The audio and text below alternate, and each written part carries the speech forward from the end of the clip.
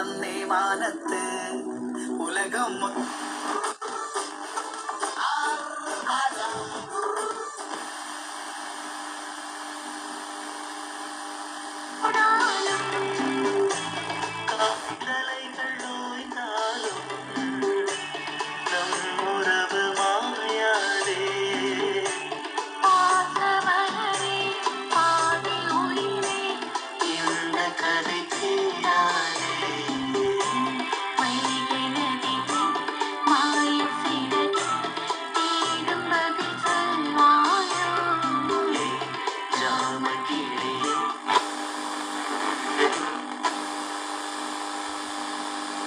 ഗോപാലകൃഷ്ണൻ വയലിനിൽ വായിച്ച കൃതികൾ.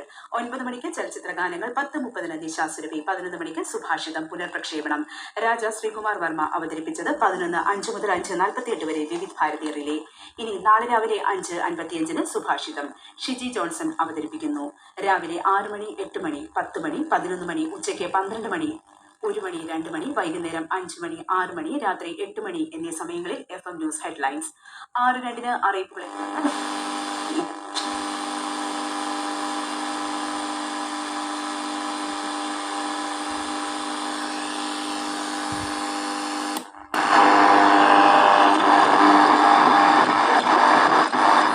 It's called the CYZ-1, and this is pretty cool.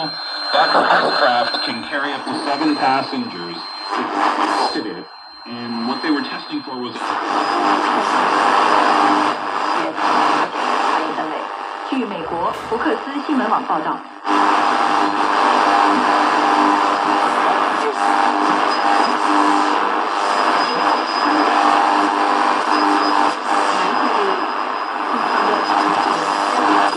由美军司令此前发表言论称，解放军已在台海各地 from going up there, doing things up there, manufacturing up there, sending things back.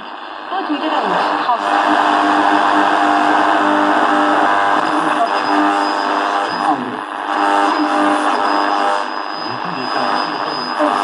卡特彼勒和日本的小金制造所那就成个冤家。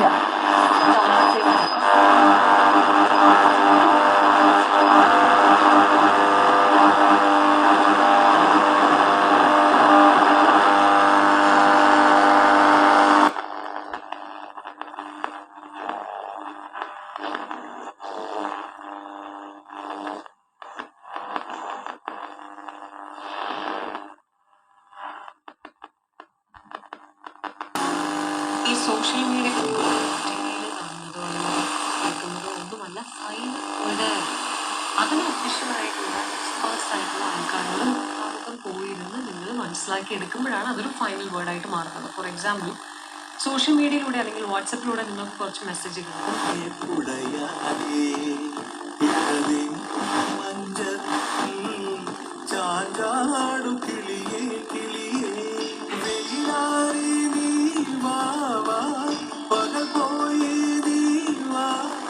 എന്തായാലും ton കണക്കിന്